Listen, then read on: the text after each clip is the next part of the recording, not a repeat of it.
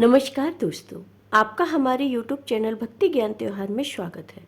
आज मैं आपको शीतला अष्टमी की कहानी सुनाने जा रही हूँ। अगर आपको ये कहानी पसंद आए तो कमेंट बॉक्स में शीतला माता की जय अवश्य लिखिए। साथ ही अगर आप मेरे चैनल पर नए हैं तो मेरे चैनल को सब्सक्राइब कीजिए और बेल आइकॉन पर क्लिक ज़रूर कीजिए, जिससे हमारे वीडियो के नोटिफिकेशन आपको मिलते रहें। अब सुनिए ये कहानी। किसी गाँव में एक ब्राह्मणी रहती थी।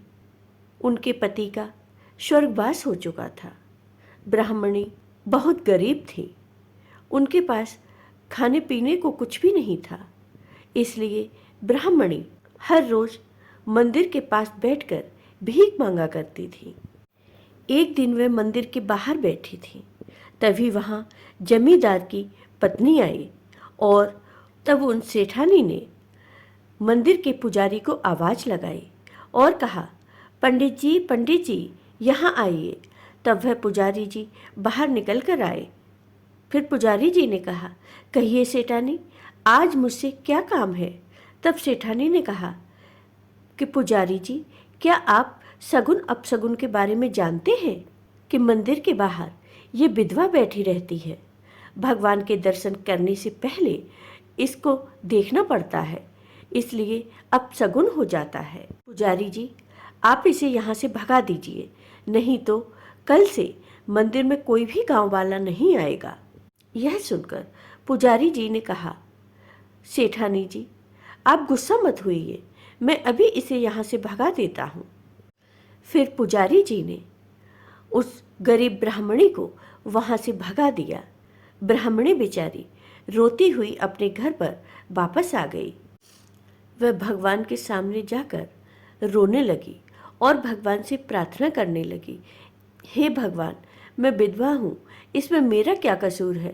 अब मैं कहाँ जाऊँ और कहाँ बैठकर भीख मांगूँ?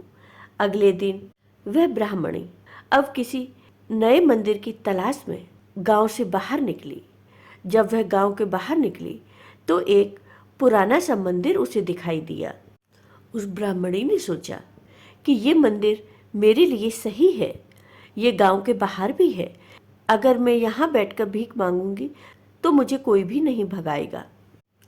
यह सब सोचकर वह उसी मंदिर के बाहर भीख मांगने बैठ गई। सुबह से शाम हो गई, लेकिन उस मंदिर में कोई भी नहीं आया जिससे उस ब्राह्मणी को भीख मिल सके। वह ब्राह्मणी बहुत परेशान हो गई, बहुत दुखी हो गई कि अब क्या होगा, आज तो मेरे खाने के लिए भी कुछ नहीं है। तभी उसे एक बूढ़ी माँ आती हुई दिखाई दी। उन बूढ़ी माई ने उस ब्राह्मणी से पूछा, बेटी, तुम यहाँ क्यों बैठी हुई हो? तब उस ब्राह्मणी ने कहा, माँ जी, मैं एक विधवा हूँ और बहुत गरीब हूँ, इसलिए मैं मंदिर के बाहर भीख मांगने के लिए बैठी हूँ। तभी उन बूढ़ी माई ने कहा, बेटी, क्या तुमने मंदिर के अंदर जाकर देखा है कि यह किसका मंदिर है? तब उस ब्राह्मणी ने कहा, नहीं माँ जी, मैं मंदिर के अंदर तो नहीं गई, लेकिन क्या बात है, आप ऐसे क्यों पूछ रही हो? तब उन बूढ़ी माई ने कहा, बेटी, ये शीतला माता का मंदिर है। यहाँ पर कोई भी पूजा करने नहीं आता, लेकिन जब माता का प्रकोप होता है तभी यहाँ लोग जल चढ़ाने आते हैं। तब वह ब्राह्मणी बोली कि माँ जी, माता तो माता होती हैं, गांव के लोग इनका अनादर क्यों करते हैं? क्यों इनकी पूजा पाठ करने नहीं आते? तब बूढ़ी माई ने कहा, बेटी, माँ को ठंडा जल और ठंडे बासी भोजन का भोग लगता है। अष्टमी के दिन सबको बासी खाना खाना पड़ता है। उस दिन किसी के यहाँ चूल्हा नहीं जलता। इसी कारण लोगों ने शीतला माँ की पूजा करना बंद कर दिया। गांव के लोग साल भर में एक भी बार शीतला मैया की पूजा करने नहीं आते। अगर माँ रुष्ट हो गई तो पूरे गांव को भुगतना पड़ेगा। तब उस ब्राह्मणी ने कहा, लेकिन माँ जी, आप यहाँ क्यों आती हैं? तब बूढ़ी माँ ने कहा, बेटी, मेरे बेटे को माता निकली थी और माता शीतला को जल चढ़ाने से मेरा बेटा बिल्कुल ठीक हो गया।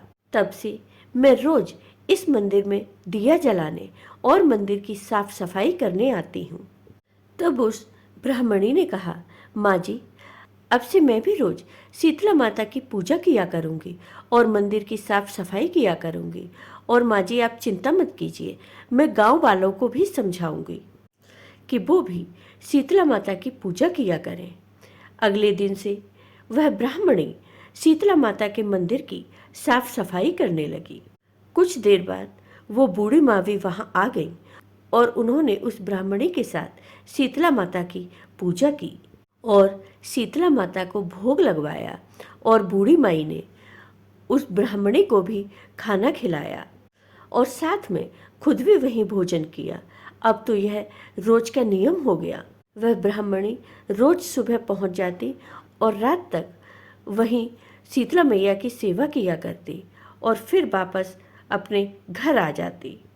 एक दिन उस ब्राह्मणी ने उन बूढ़ी माई और शीतला माता के बारे में पड़ोस की औरतों से बात की, लेकिन किसी ने भी उसकी बात नहीं सुनी और उसकी बातों को टाल दिया।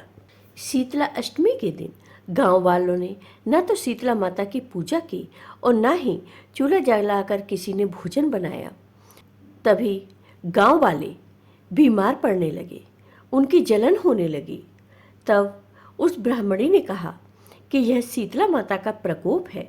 उसने गांव की औरतों को समझाया कि बहन, ये शीतला माता का प्रकोप है। आप सब मेरे साथ शीतला माता के मंदिर में चलकर उन्हें शांत करने का प्रयास करो। गांव की सभी औरतें उस ब्राह्मणी के साथ शीतला माता के मंदिर पहुंची। उनमें वह सेठानी भी थी जिसने उस ब्राह्मणी को गांव के मंदिर से निकलवाया था। सबने शीतला माँ को जल चढ़ाया और अपने किए की मैया से माफ़ी मांगी।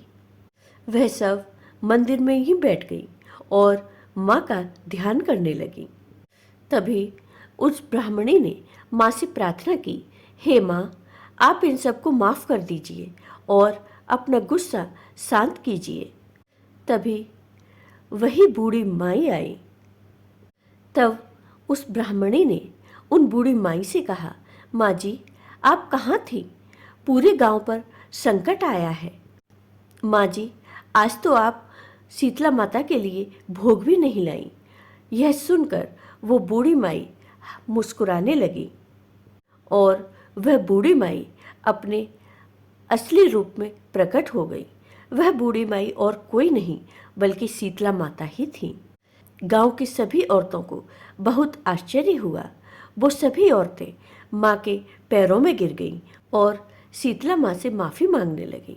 तब शीतला माता ने कहा कि जिसे तुम लोगों ने अपशगुनी कहकर मंदिर से भगा दिया था, उसी की सेवा से प्रसन्न होकर आज मैं तुम लोगों को क्षमा करती हूँ। अब गांव में किसी को कोई कष्ट नहीं होगा।